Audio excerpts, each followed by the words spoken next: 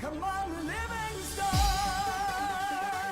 We gotta go on and on and on. Together we can make it. We gotta go on and on and on. Come on, Livingston. Knocks it through. Mullen bursting into the box. Josh Mullen. Together we can make it. Mullen's ball across, it's turned in! It's Pittman who's got it! Livingston leads! Now can they get the ball back in? O'Brien. Lead! And Livingston have the lead! Man, can score. If we march together. The full-time whistle blows and David Hayes celebrates. And the Livingston fans join in exultation. Come on, Livingston. Livingston have the lead against Rangers, and they are certainly rising to a few occasions on their return to the top flight in Scotland. Come on, Livingston. We gotta go. Hello, you're listening to Talk Livi, the podcast dedicated to West Lothian's finest football team, Livingston Football Club, and proudly sponsored by Stirling Apparel. My name's Euan, and today I'm joined by Angus. Angus, albeit men's team have been relegated, but it's been a fairly positive weekend, all things considered. A nice win at the weekend, 95th minute winner as well from Andrew Shinnie, and then our women's side are taking it to the final day in terms of the race for the playoffs. So all in all, given there's probably not a great positive vibe about the football club just now, it's a relatively positive week, isn't it? Yeah, absolutely. The Suns came out and suddenly we have as well, and we had one of our best weekends of the season, in all honesty, with a double victory. A good performance by the women's team, and a wee bit of a dramatic win for our men's side as well. But yeah, it's just season starts now, I guess, is what I should maybe say. Yeah, forget about the other 35 games previously. This is where it's the nitty gritty in these last 3 games. When the manager says we're going to be fighting until match day 38, it didn't mean that we're going to start at match day 36. Well, at least we've shown some sort of fight, and it is that way where it's all we could really ask for at this point is try and regain a little bit of pride in what's been a pretty dismal season, all things considered. But as always, search for Talk Livi on your preferred podcast streaming site, where you can follow or subscribe so you don't miss an episode. You can also catch up on all our episodes that we've done today as well. We'll kick the episode off by discussing how the Lions bounced back after relegation last week to secure 3 points late on against St Johnstone. It's now 4 wins on the bounce for the Lionesses as they ensure the race for the playoffs will go down to the final day after a comfortable win on the road against Stirling Uni. We'll then look ahead to our trip to Pittodrie midweek before wrapping up our Premiership campaign at home to Hibs.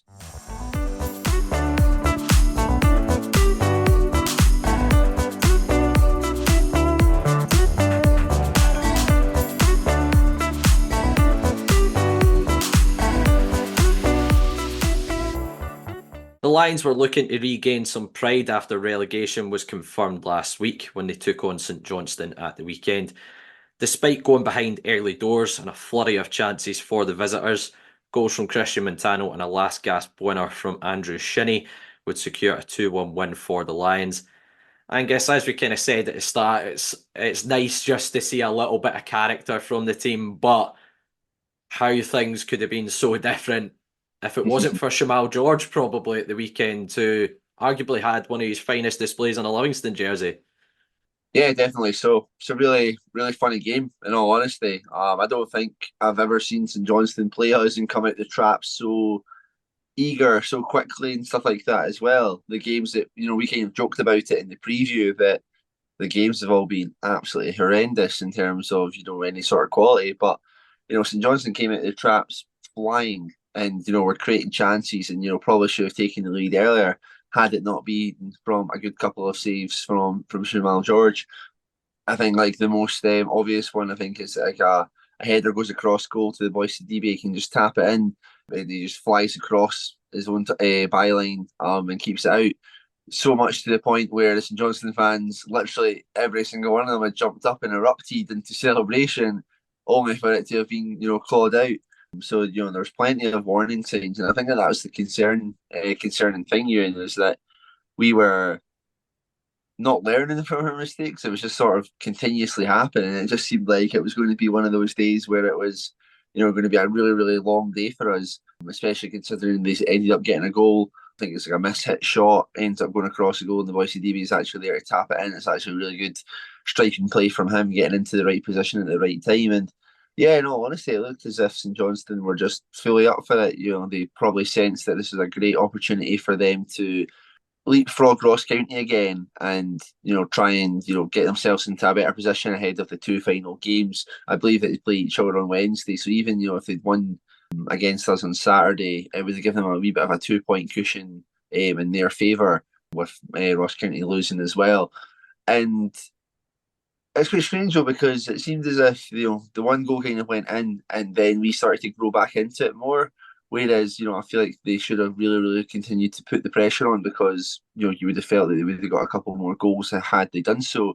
Even just for that first half, go out all guns blazing and see like where it gets you. I do think that there's a lot of chances that have been missed there. And I think for St Johnstone, obviously sitting kind of second bottom there, they're maybe in a similar position as us, Ewan, when they're saying about how performances can be a little bit too little too late, because I think St Johnstone were absolutely fantastic in that first half an hour.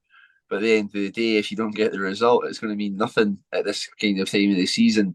I do think that we did come into the game a little bit more towards the end of the second half. Towards the end of the first half, into the second half as well, kind of just a bit of a scrappy affair, I think, against St Johnstone were maybe the ones who were closest to getting like a second goal, but were really much unable to do so. We would end up getting an equaliser. Again, yeah, I mentioned there about how St Johnstone maybe had like a similar thing to us, where it's kind of like the story of their season. The defending for Christian Montano's goal is quite ridiculous. I think that it's supposed to be, I think Stevie May did pick him up, and then he was told to go and take the man who was on the goalkeeper, which I believe was Dan Mackay, which then just left nobody to pick up Christian Montano. And you see that corner coming in, and he just has acres and acres of space at the back post there, mishits the volley, which probably completely wrong foots Mitov, goes into that near post there. And I think from that moment on, the hesitancy and there's a little bit of nervousness that was starting to creep into it. St Johnstone were no longer kind of properly keeping the ball and, putting an abundance of attacks towards us. And we were starting to come into it a little bit more, although our quality was really, really quite poor still. I'm not going to lie to you. It looked as if St Johnstone had snatched it very, very late on. Long ball from Graham Carey. It's an absolutely tremendous pass. Goes to Nicky Clark. And I think as soon as he started bearing down on goal, you were expecting him to finish it. I think it was on his weaker left foot, and he's dragged it a little bit wide, much to the dismay of the St Johnstone support. And, I think even when they missed that chance, there was about 6 of the players ended up on the ground with their head in their hands in their hands. And I don't know if there's like a little bit of an overreaction to that, where they've maybe thought that they're so safe to getting a point, that they've maybe switched off and they've allowed us to, then go up the park. We end up breaking away. Bruce Anderson does a really nice pass through to Stephen Bradley, who gets very, very fortunate that his attempted cross comes right back to him, because I think it's a really, really poor pass in the first place.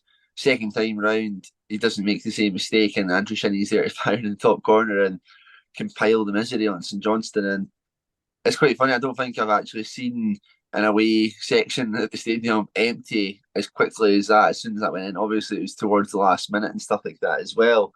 But it was wild just to see, that kind of a turnaround, going from almost winning it to literally 45 seconds later, you've lost it and they're absolutely fuming. So yeah, a very, very strange game. I wouldn't say we deserve to win it at all. I think St Johnstone will be ruined the chances that they missed, and yeah, it's another twist in the turn for who may possibly be joining us in the Championship next year.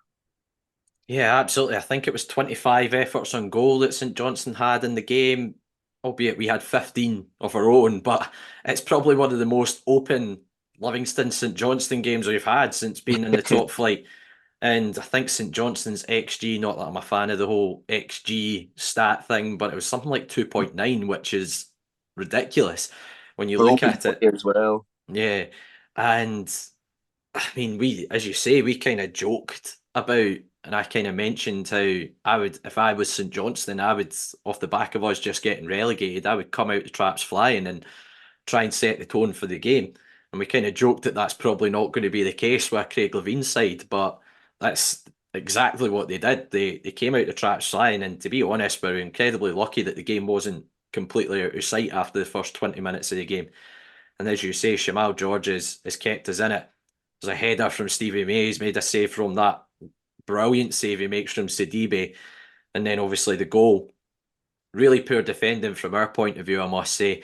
Obviously the ball's managed to work its way back to Stevie May. It's one of those ones you're always expecting him to hit it cleanly, aren't you? But it's dragged across goal. I think Sean Kelly's with Sidibe originally when the ball comes into the box, but he gets dragged to the ball. And then Yengi and Montano at the back post just haven't reacted to that. And then Sidibe's just got that tap in at the back post. He manages to turn it into the roof of the net. Again, another couple of chances kept coming after that goal. McPherson had one that he flashed past the post. Another header from Sidibe as well. The boy Sidibe could have had 3 or 4 goals in the first half alone. Then we, as you say, we kind of gradually started to work our way into the game. Montano had a decent chance where Mitos made a good save. Nubly's had a strike. Sean Kelly had a free kick as well. Again, Mitos, probably fairly comfortable saves, those ones. In second half, again, Clark's had a 1v1 at the top end. Again, Shamal's made himself big. Another big save for us. And as you say, we get that goal, and listening to the manager's comments after the game, it's something that they've worked on in training, was to try and almost isolate Montano, because he has been pretty effective at set plays over the last couple of seasons. He's grabbed a few goals from us in those sort of situations. So they've obviously tried to isolate him, and it's a cracking delivery to the back post by Stephen Kelly from the corner, and Montano's managed to turn it in, probably the smallest gap of the goal that he had to pick from at that near post, clipped in off the post and gone in. But as you say, after that, the tail end of the game's pretty frantic. Unbelievable chance for Nicky Clark to go and bury it, and probably Nicky Clark could have had a hat-trick himself in the game with the chances that St Johnstone created. He's just turned that wide, and we then go up the park and get the winner. I've seen Bruce Anderson do this quite a lot in his time with Livy when he has dropped off the front. That little reverse ball, he's very effective at. He manages to put it through. I can't remember who the St Johnstone player was, but Maybe Gordon. Yeah, I think it was Liam Gordon. Plays the ball through his legs. Stephen Bradley, as you say, initial deliveries not great on his weaker right foot, but fair play to him. He shows composure off the back of that when the ball does come back to him, and he picks out Andrew Shinnie. And it's actually a really good finish by Andrew Shinnie, because the ball's maybe ever so slightly behind him, so he's almost needing to hook it a little bit from behind him to turn it into the roof of the net. And also, Joel Newbley's kind of coming in at the same time as him, so it's very easy to maybe get distracted when the big man's running at you to try and meet that ball as well. But it's actually a really good finish by Andrew Shinnie, and we've managed to come away with the 3 points in the end. And as I say, I think it's nice that we have just shown a little bit of character. We've come from behind in the game. I think that's the first time this season we've come from behind to win a game in the league, certainly. And it's just nice to kind of show that little bit of character. We've managed to stay in the game. I have to say, kind of big kudos to Shamal George, because let's be honest, we wouldn't have been in a game if it wasn't for his first half display in particular, in terms of keeping us in it. But yeah, it's nice to see a little bit of character and trying to get as much of a feel good factor as you can out of being relegated between now and the end of the season, and just having some little bit of momentum, because the manager's talked about 50% of that group still being there next season, so they're going to be playing a big part in terms of us trying to get back into the top flight next year when we do go down to the Championship. So a lot of those players are going to be involved, so it would be good for them to try and have a little bit of a feel-good factor kind of at the end of this campaign, which for the most part has been very, very difficult as a Livingston fan, and I'm sure even more difficult as a player that's actively involved in it. So Yeah, it was just very good to kind of show that little bit of character. Yeah, absolutely. Aye, massive praise goes out to Shamal George for that. It was one of his. That's definitely one of his best games that he's had in a Livingston shirt. Very good performance all round. Some very crucial saves as well. On the outfield front, I think Stephen Kelly deserves a great abundance of praise as well. I thought he was absolutely excellent throughout the game. Again, you're talking about that kind of character and stuff like that as well. It would have been very easy for, following that kind of first like 30 minutes to like kind of like hide away and stuff like that. But Kelly was everywhere. That's probably the kind of most combative performance I've maybe seen from him. But on top of that as well, just always, looking for the ball, always offering, always, trying to be positive, trying to get things going and stuff like that. Not always working for sure, but, every kind of good quality aspect you could want from a centre midfielder was on show there from him as well. So, yeah, another great performance from him. I think that and especially, in this run of kind of games that he's been playing, that he's definitely showcased why he should have been the whole season, which is, again, a little bit frustrating for us. But yeah, a good positive three points on the board to make our tally look not so bad. It's going to be really, really annoying if we end up only missing out by like 1 point. And you look at, the likes of the three previous St Johnstone games where, you could have picked up maybe a victory or something like that in one of them, and it would have helped us out a little bit more. But we are where we are for a reason, and can't let these kind of a performance like that or a result like that kind of cloud the judgment at all. Yeah, just got to finish up these two games, and then we'll see what happens next season. Yeah, as you say with Stephen Kelly, even though the result last week against Motherwell was disastrous and was the nail in the coffin in terms of staying in the Premiership, but I was still very complimentary about his performance last week because I still thought the qualities you mentioned there, he was always looking to get on the ball, and I think that's probably the best quality of any midfielder, isn't it? A midfielder that just constantly wants to be on the ball and try and make things happen.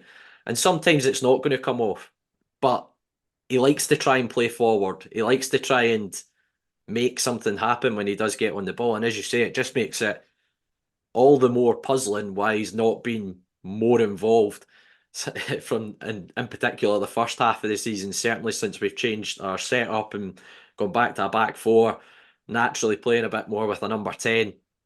He has featured a little bit more and he's had a more consistent run of games. But it just shows you he's hitting a bit of form at this moment in time off the back of getting a run of games. And as I say, for me, based off of last season, the team should have been getting built around him in the summer, in my opinion. And I think we've missed a trick. And he does have a year left in his contract. Stephen, in my opinion, is more than capable of playing Premiership football for another club. But if we are able to keep a hold of him, I think he would be such an incredible asset for us in the Championship, and in my opinion, should arguably be one of the best midfielders in that league next year if we are able to keep a hold of him. And again, I would be looking to try and build our team round him if we can keep a hold of him. And I think that should be a little bit of a priority from the manager over the course of the summer, is looking to try and keep a hold of him, even if it is just for the remaining year of his contract in the Championship. Yeah, don't disagree. I think that he would comfortably be the best midfielder in that league. Whether or not he would want to take that step down, I wouldn't blame him for not doing so, to be fair. But yeah, again, yeah, we've talked at great length this season about selections and stuff like that, and aye, it's certainly like a frustrating one in that aspect for sure as well. But yeah, good 3 points to get. Definitely helps your spirits on the weekend and stuff like that as well. Actually, not a terrible game as well. These games can kind of become like wee dead rubbers and that, where there's not really kind of an awful lot kind of going on as well. It was just good to see, yeah, as you've mentioned before, a bit of character, a bit of fight, a bit of spirit, a bit of, even a bit of quality at the right kind of times as well. So yeah, positive afternoon. It seems as if we might be on a path of trying to do our best to influence other teams' campaigns whilst we're already relegated. Yeah, absolutely. Just to kind of touch on, we obviously mentioned about Stephen Kelly potentially for next season, but we have been active in terms of looking at our recruitment for next year. We've got 4 new arrivals confirmed. Liam Soule from Maidstone United, Matthew Clark, centre half coming in from Linfield. Also made a signing last night, Ricky Cobroa I believe, came in from Woking, a winger. But probably the most notable one for me, and is Robbie Muirhead coming in from Greenock Morton, who's been their top goal scorer the last, I think, 2 or 3 seasons. He's scored 17 times in the Championship, or 17 goals for Morton this year. Not necessarily in the Championship, but it's good to see that we've got the basis of a squad put together before we even go back in for pre-season, albeit a few of these players are a bit of an unknown quantity to us because no disrespect to guys coming in from like the National League, but we don't get a great deal of coverage of that up here. And also kind of Matthew Clark coming in from Linfield, albeit he's had a very successful stint there over the course of 11 years. He's won multiple trophies over in Northern Ireland, so obviously got a great deal of experience coming in, but it is good to see us kind of being active, and I think Muirhead's the one for me that's you've got a recognised striker coming in who's got a decent track record at that level as well. What's your kind of thoughts on the initial business that we've done? The initial thought is I was led to believe that at the end of the season that we'd be looking at, having a conversation and seeing where the management team in that sit. So the fact that we're making an abundance of signings on first look means that conversation's already happened, or is only kind of going one way to begin with. Yeah, after the last season and a bit, I'm a bit more hesitant now towards any kind of signings that are coming in. The free players who have came in, yeah, you're relying on a lot of kind of YouTube clips or something like that, or voices from like other fans. To that extent, it's been a bit of a mixed bag, I think, as well. I think the boy Kerboa, who signed last night, quite a lot of positivity about him if he can remain fit, I believe, is a lot of what the people were saying. Whereas the boy coming in from Linfield, Clark, there was a lot of people saying that, there's a lot of surprise about him making this kind of move and stuff like that. Then Liam Soul's probably the one in the kind of in the middle there, where you kind of got three ends of the spectrum. So as it happens, we always kind of get these kind of signings that come in, and there's a bit of questioning about them. Obviously, John Guthrie's the main one on the positive scale, where the fans of the club that he had just left were saying that he was guff, whereas he came in, he's probably been, one of our best centre halves in this kind of modern kind of age as well. Yeah, there's not really kind of much we can kind of say about these guys until you actually start to see them. You look at the signings this season, you like Siermo Sangaris, who's not really kind of hit the ground running, come from, was it like League 1 or 2 that he would have been in? He had like Danny Lloyd and stuff like that earlier in the season. So we've just got to hope that the guys can come in and hit the ground running as well. Robert Muirhead, yeah, I think that even just the fact that they're signing somebody from the Scottish League who it gives you a little bit more of a confidence boost, I would say. Just in the fact that the fans have like a recognised name and they can kind of see what he's been doing, like a similar outfit and stuff like that. Not bringing somebody in from like India or from like one of these leagues that they've been out in like doing nothing for the last like 3 years or so. With Muirhead again, though, there's a thing that people are talking about with maybe he can have a bit of his personality can be an issue, which is going to be interesting to see how that copes with Martindale. And I feel like a lot of people are already saying that it's either going to be incredible or it's going to be an absolute disaster due to that. So who knows? Next season is going to be an interesting one. 4 new signings. I do agree though that it is a good positive step though that we're getting some of this stuff done early and we're not going to be scrambling about late on trying to find players to come in. Yeah, I agree. You need to be hesitant about the signings when you don't know a great deal about them, and given our track record in the transfer market the last couple of years in particular, you've probably got even more hesitancy with regards to it. But there was actually when we signed Robbie Muirhead, there was a comment on our Facebook saying it's the type of signing we should have been making for the last couple of years. And I wholeheartedly agree. It is the type of signing we should have been making for the last couple of seasons, going for guys who are looking, and I'm sure we have been trying to recruit these guys. I'm sure it's not a case that we've just ignored that there's guys in the Championship who could make a step up or whatnot, because we have done it before. But I do think it is a case where you're possibly getting priced out because it's the same clubs in and around you who can offer double the money who are coming in for these guys. But as you say, to go and take someone from a rival in particular, I believe he had an offer on the table to stay at Morton. I think it's a positive that he's chosen to come to ourselves, and hopefully, as you say, it's a match made in heaven rather than some of the comments, more negative comments from Morton fans in terms of talking about his attitude and stuff. But yeah, to kind of summarise, nice to have a little bit of positivity off the back of a win at the weekend and showing that little bit of character and in particular circumstances that we got that. And again, as a fan, it's just nice to see some fresh faces coming in, and hopefully for next season they can hit the ground running as well.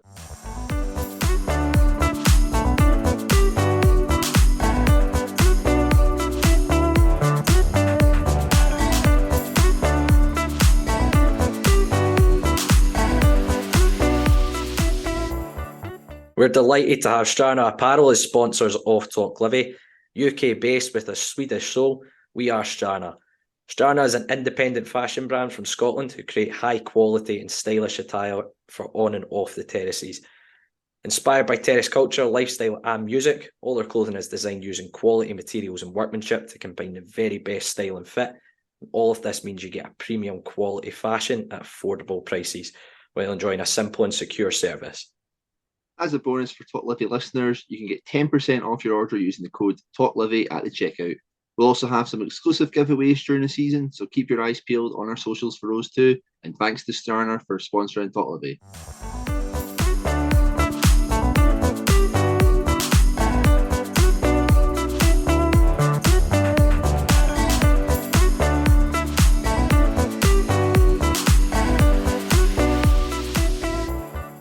The Lionesses made it 4 wins in a row as they brushed aside Stirling Uni with a comfortable 3-0 win on the road.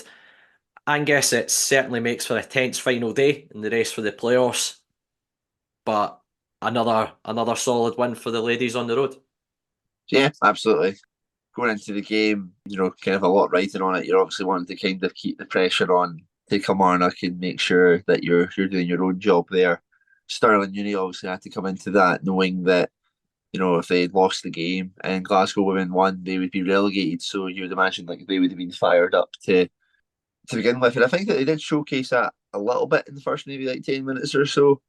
The balls over the top were kind of an outlet they were trying to aim for. I think that they were trying to see our back free and trying to get into that space that's kind of neglected by the wing backs in the centre half and trying to overload in those areas. And I think they did get into those areas a couple of times.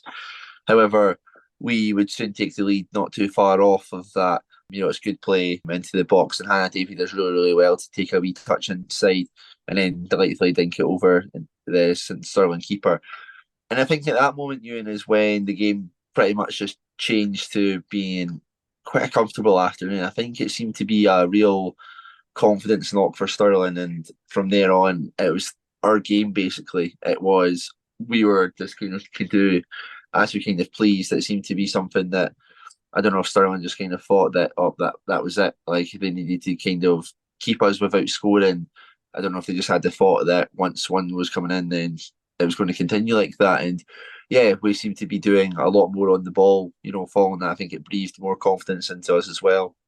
I think that in the middle of the park, we had Hannah Davy and Anna Dickoff who were linking up really, really nicely. I think it was good to see that there was a lot of times the ball was going into the middle of the park and the two of them were, looking to bring it down and recycle the play and stuff like that rather than just kind of hitting the ball back to where it kind of came from. And I think that they two had, a really kind of good afternoon playing with each other. I don't know if that's maybe an effect that I think that they play for the same university team. I don't know if there's a wee bit of a consistency or a chemistry that's developed because of just being more familiar with one another, playing a lot more time. And I think that that's something that can be said about a good couple of areas of the pitch now. The back three have all season been absolutely tremendous, and they've probably were the first ones to kind of form that partnership. You go up top as well, and you've got Ashley Elizabeth and Warren Evans, who have been, in the last 5-6 games or so, have been really, really good together as well. So it's good to see a little bit of that kind of coming in. Again, maybe it's a little bit frustrating that it's only came with 2 games to kind of go, that we've kind of got the makings of a really, really, really strong spine, although these players have been there this entire time. Ashley Elizabeth, who we just mentioned there as well, gets put through, and it's a really good volley from her to make it 2-0 before we end up getting a penalty for a handball. And quite a bizarre situation. The whistle blows for a penalty and nobody seems to be offering their services to take such a penalty. I believe Tash is just collecting the ball, picks the ball up, and she's like, "Who's having it?" And I believe the conversation was, "Oh, you've got it, so you take it." Cause, so when we were watching the game, we were like, so there's two strikers, then you have like two wing backs and three midfielders. Like, all right, surely somebody's like you would have thought that there would have been one of those kind of players who would maybe have fancied it to get onto the score sheet, but it fell to the captain responsibility and really good penalty. Another goal for Tash. I think she'll be happy with that one. I think that the last thing you would have wanted to do would have been to have ballooned that like over the bar, but she hit it high and into the top corner, it seems. So, fair play, and maybe as a new penalty taker that we should maybe be keeping in mind for the future. There's something about defenders taking penalties I find quite satisfying. I remember when Craig, do you want to know it was that way? I remember, was it Craig Halkett was our designated penalty taker when Yeah. we were in the Championship and then first came up. And that way, I felt always really comfortable with Craig Halkett taking them because he was such a kind of calm, composed guy. And sometimes I hear folk talk, "Oh, your number nine should take your penalties," because they're used to being in that situation. But sometimes a number nine's like, they're not actually as calm and composed as you think. They've just got more instinct, and a penalty is one of those where you need to be calm and composed. So I think that's always and I think Tash is quite composed, calm in terms of how she conducts herself. So it doesn't surprise me that she didn't show many nerves taking the penalty. I think there's like a no nonsense aspect of it as well, where Yeah, it's just like just go up and hit it. Not going to do something stupid like Matt O'Reilly's penalty in the Old Firm on Saturday, like doing something like stupid like that. Just go up, smack it. If it's on target, it's likely to go in, basically.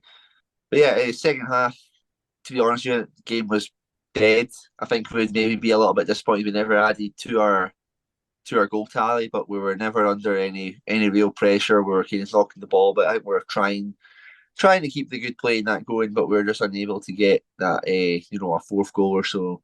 Again, like the heat was a factor as well. We still had quite like a small squad. Raymond Murphy returned from illness, and Shola Henderson came on into the left wing, who I thought was very positive on the ball.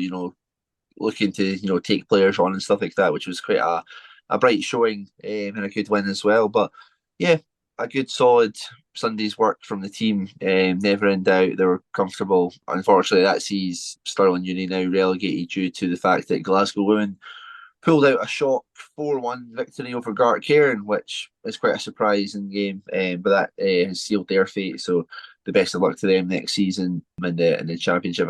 I would imagine that they'd probably do a decent job of bouncing back up and stuff like that.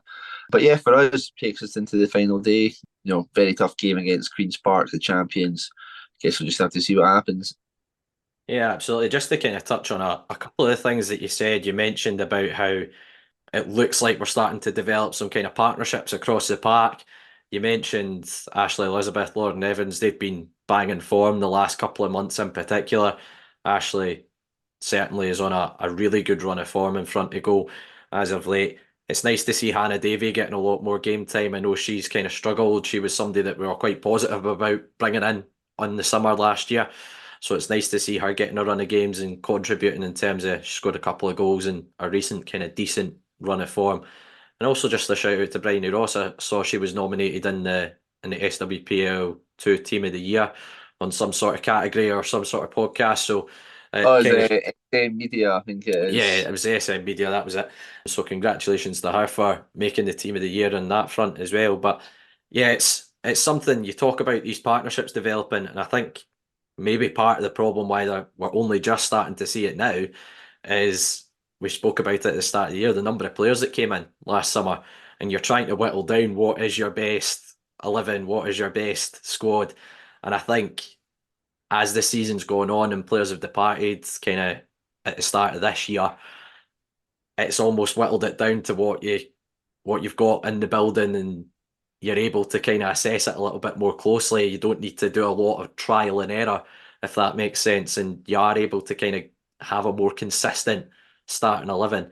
And obviously there's a new head coach coming in that time as well, so I'm sure he has an idea of what players have been there before, given obviously he's got kind of relatively close ties with the club in recent years, so he'll have an idea of the squad before he even came in as well. So I'm sure Paul had a vision of what he saw as maybe his best team when he came in the door. But no, it's good to see the girls have taken it to the final day of the season. Obviously, game can't come much tougher than Queen's Park, who have ran away with SWPL2 this season. But I saw that they drew with Boroughmuir Thistle at the weekend there.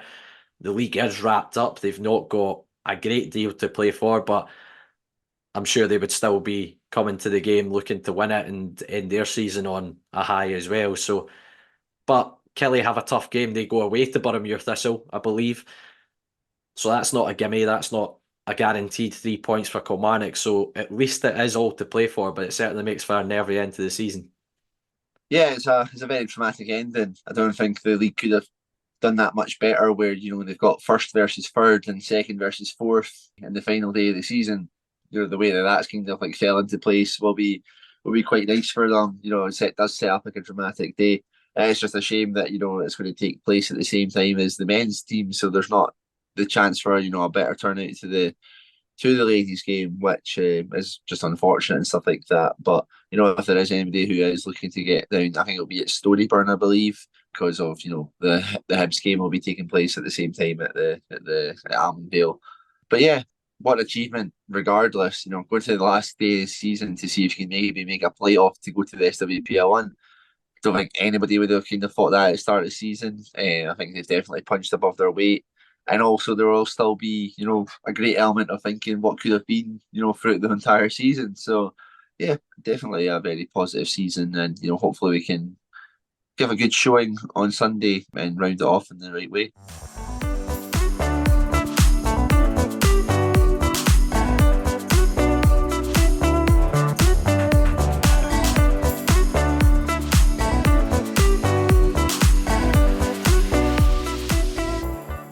The Lions will wrap up their Premiership campaign this week with 2 games. The first being a trip to Aberdeen to take on Aberdeen. I don't know why I've said that. I was going to say to Pittodrie to take on. I was going to genuinely to say to Aberdeen to take on Pittodrie.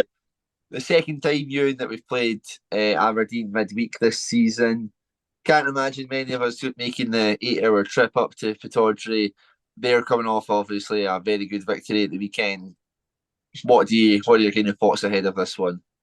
Not even just a very good win at the weekend. They're actually in a right good bit of form since Peter Leaving went back in temporary charge after, was it the Scottish Cup quarter-final where Neil Warnock kind of surprisingly departed. So they've, in that run of games in the league, they've had 5 wins, 2 draws, 1 defeat, 6 clean sheets in amongst that as well. And that also kind of wedged in between all that was their dramatic Scottish Cup semi-final defeat, where they managed to take Celtic to penalties. Really dramatic cup tie, 3 each in the end after extra time. So they're banging form, Aberdeen, and you need to bear in mind that they've appointed a new manager who will come in the summer, Jimmy Thelen. Not that I know a great deal about him, but I believe he's been very successful in his native Sweden over the last few years. I believe it's Sweden he's coming in from. So the players will be looking to try and impress the new manager coming in. And they're certainly doing that at this moment in time. In terms of how Aberdeen have been at Pittodrie this season, 6 wins, 7 draws, 5 defeats at home. And the obvious sort of players you really need to look out for is the likes of Bojan Miovski, 16 goals in the league. Jamie McGrath as well has chipped in. He's proved to be a pretty decent signing for them over the course of this year, 8 goals. And then you kind of look at Duke, who's maybe not had as productive a season, but he's still actually top of their assists with 5 over the course of the campaign. But yeah, I expect it to be a pretty tough game. The games between ourselves and Aberdeen, there's been very little to really pick between the two teams over the course of the season. The 0-0 on the opening day, I think we maybe just edged it. The game at Pittodrie, I feel we should have taken more from than the no points and the 2-1 defeat we came away with. And then the game just there, I think, was a pretty even contest, and 0-0 was a fair reflection of the game as well. So there's not been a great deal to pick between the two sides over the course of this season, but Aberdeen do have quality players, and certainly from their perspective, this season's been a very poor season overall for them, albeit they've got to a League Cup final, got to the Scottish Cup semi-finals, and actually gave a very decent account of themselves in the Conference League. I thought very, very competitive against teams who will have much significantly higher budgets than they do. So, but their league form has taken a hit off the back of that, and they'll be looking to try and bounce back next year and be back in that kind of mix for finishing third, chasing Hearts in that regard. So yeah, I think it's a very tough game, but I tell you something, I'm not going to miss our standard midweek trip to Pittodrie that we have had for the last 6 years since being promoted.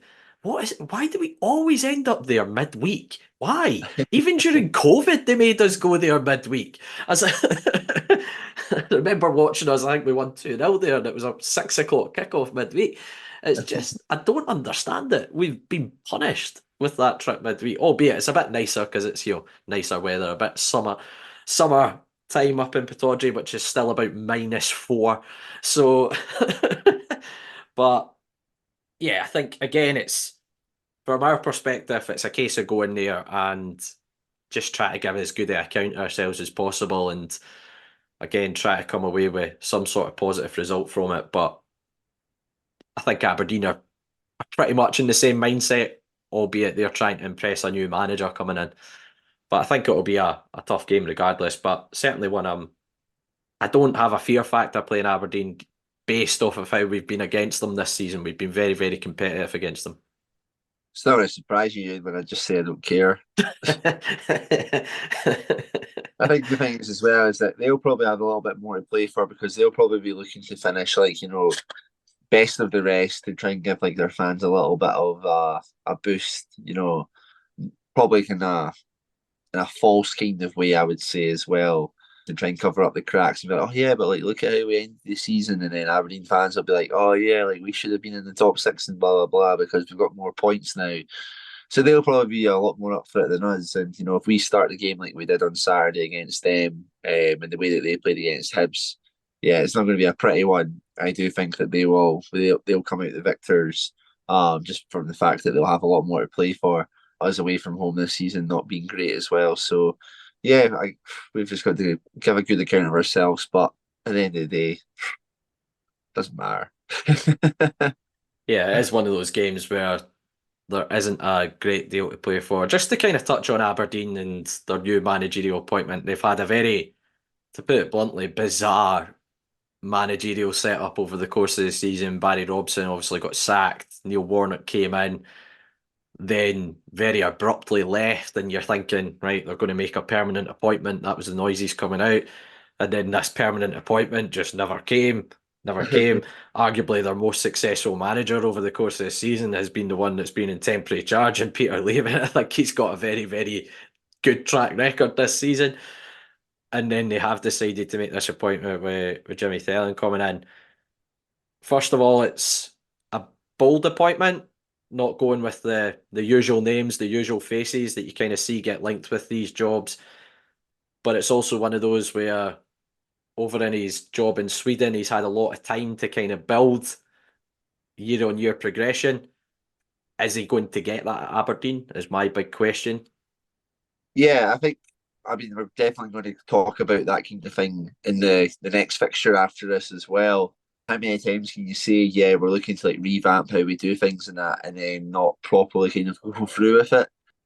Yeah, it's a weird one. I think that obviously because Aberdeen have been chucking a little bit more money at players and stuff like that in recent seasons, obviously European money as well this year, it's going to be a boost. So it'll be interesting to see as to how patient they are, how open they are to allowing this manager to make wholesale changes and stuff like that, because the track record suggests that he may be gone in about 9 months' time as well. So do they really want all these wholesale changes happening for somebody else to end up coming in to take over the last kind of 10 games of the season or so? Yeah, I think it's an appointment to kind of be excited about, and new fresh face to Scottish football and stuff like that. However, could you imagine Aberdeen will be in the Premier Sports Cup with the group stages at this time round? They've probably missed that out in a couple of seasons due to their European action or whatever. Could you imagine if there's a couple of poor results in that before the season even properly starts, and they're already on his back, or the bad signs are already there? that would be quite an interesting one. And it's probably their worst fear coming into this new season is getting drawn in a group that's quite tough or something like that. And maybe players aren't fully up to speed following the summer break and stuff like that. I mean, that can instantly put an abundance of pressure on immediately, especially for a team who are expected to perform well in the competition. Yeah, absolutely. I think it's one of those where you're almost better not saying, "Oh, we'll give them time to build something," when the reality is you've not allowed any manager really to do that since Derek McInnes left the football club. But let's go for predictions, Angus. What are we going for? 2-0 Aberdeen. 2-0 Aberdeen. Yeah, I'll go similar. I'll go 2-0 Aberdeen as well. And we'll move on to our next game where we're talking about Aberdeen being in a bit of form. The polar opposite can be said about our final day opponents, which is Hibs, who will finish up the campaign against the Tony Macaroni Arena. Hibs are they falling apart again? It's the kind of 9-month cycle of a Hibs manager just looks like it's about to continue with Nick Montgomery. It's all the chat is that he'll be moving on at the end of the season, or certainly that's the noises that are coming out from Hibs. I actually feel quite confident going into this game against Hibs because it seems like they have just down tools for the remainder of the season, and the result at the weekend against Aberdeen would kind of suggest that. Their form away from home, it's 4 wins on the road, 6 draws, 8 defeats. Top goal scorer is one of their January recruits, Melida, who's managed to score 8 goals. He scored against us, I believe. I'm sure he scored in the 3-0 defeat at Easter Road recently. Players that you obviously need to keep an eye out as well. Euan's a bit of a maverick. He can either be unplayable or the polar opposite, but he's chipped in with 8 assists, Joe Newell with 5 assists. But talking about Aberdeen's run of form where they've only lost once in 8 league games, Hibs are the reverse. They've won once in the last 8 league games, 5 defeats in amongst that as well. Yeah, it's one of those. Can Hibs afford to go and sack another manager? I think I'm going to have to, by the looks of things, because I don't think I've seen Easter Road so empty with about 25 minutes to go as it was yesterday in that game there. And as soon as that kind of happens, I think that the shareholders and the CEO or whatever like that will be concerned about their club season tickets and that. I don't know how early theirs go for renewals and stuff like that. But yeah, it's just been a disaster in recent weeks. I feel like a month ago or so that there was talks about Montgomery possibly being a little bit homesick or that and maybe looking to return back to Australia. But I don't know if that's right. Is he Scottish or is he Australian? I think he's English. But has he been in Australia? It was based. He came over from Australia. So I don't know if there's maybe still family out there or something like that, or just the lifestyle. I'm not sure, but I feel like that there was talks of that. Then you take into this run of bad form into consideration as well, and it's hard to kind of see it going anywhere other than being sacked. And I am quite surprised that there's nothing that's came out yet. I mean, it's only 11 o'clock on the Monday morning. It may not be a million miles away whilst this is being edited or something like that. What a disaster Hibs have had again this season, and yeah, that performance yesterday by them is really kind of sums it up what people kind of think of Hibs. And if this was us coming into something with something to play for, you'd be fancying it.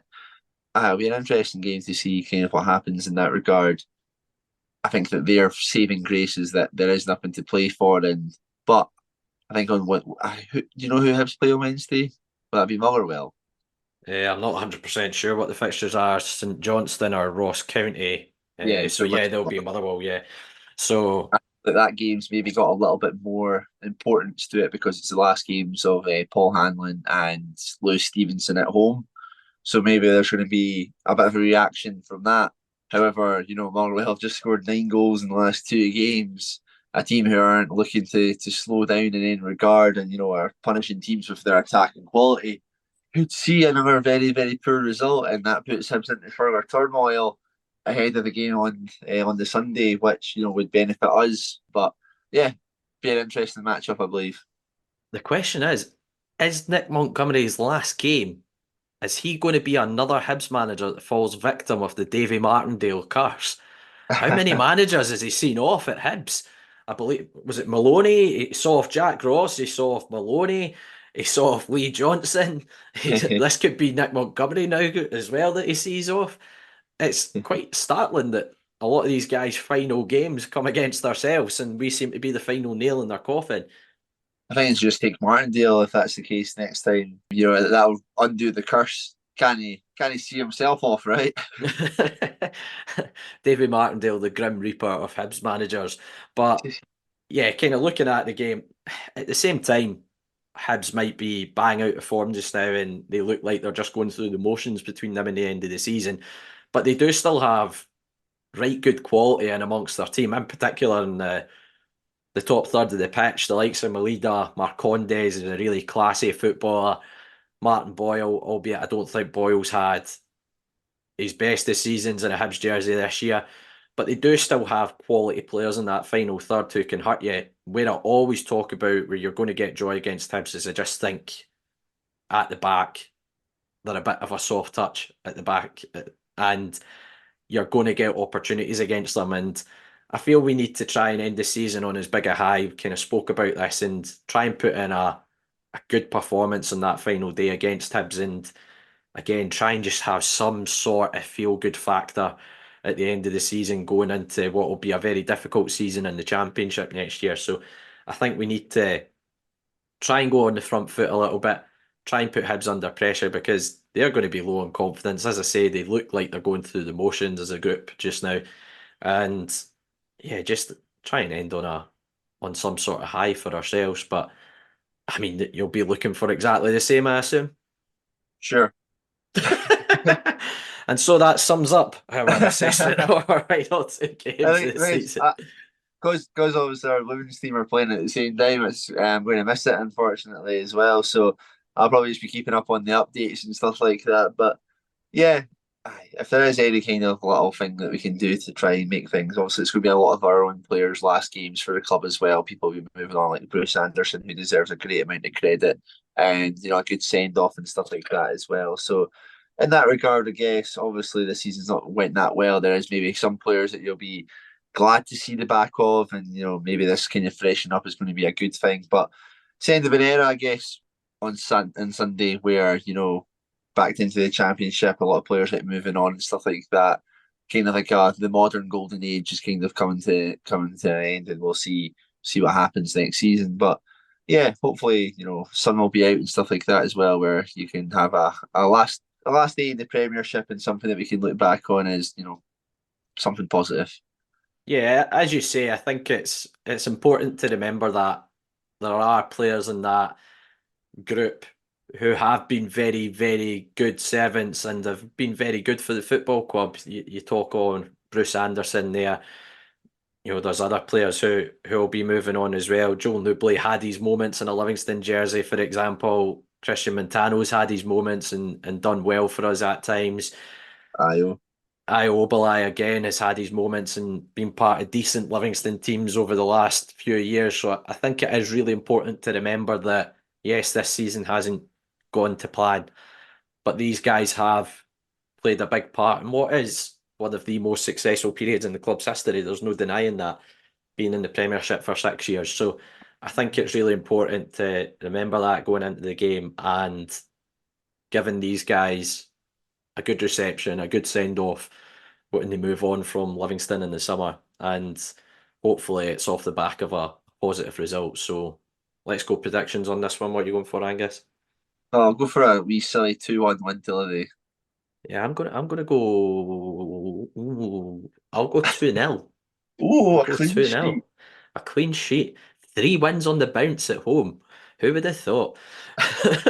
We almost did. Like I'm an indictment of Hibs right now that we've literally both said that we might beat them on the last day. Yeah. I think that says more about Hibs at this moment in time. But imagine us coming away going into that split where we're 12 points adrift and we go and win 3 games of our split fixtures. Imagine that. That would just sum up the season, wouldn't it? Yeah. But yeah, let's, as I say, Any chance North County and St Johnstone are going to get some points deductions for financial fair play, like in Everton. I mean, I would be putting forward the case, certainly. And it would be the greatest of great escapes if that was to materialise. But yeah, as I say, let's go to the game. Let's try and be as positive as possible and give some what have been very good servants for the football club a good send off in what will be their final game for Livingston.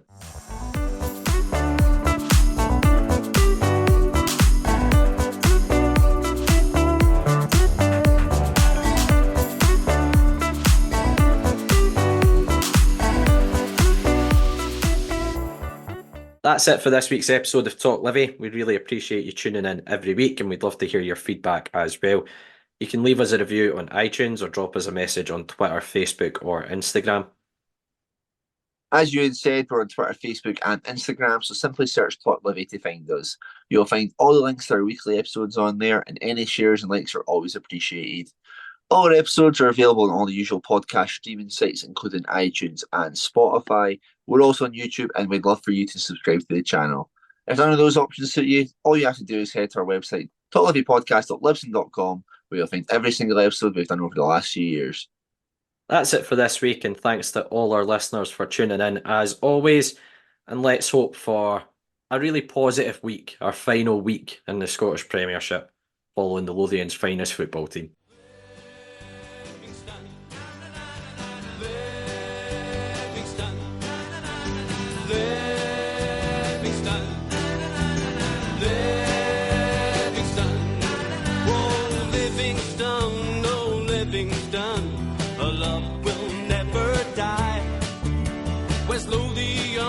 West Lothian is our battle cry.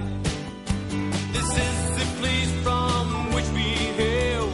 Livingston, no Livingston, it's up to Ambervale.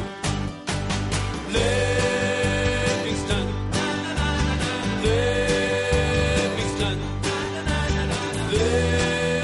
Livingston, oh Livingston, no Livingston, we love it when you score.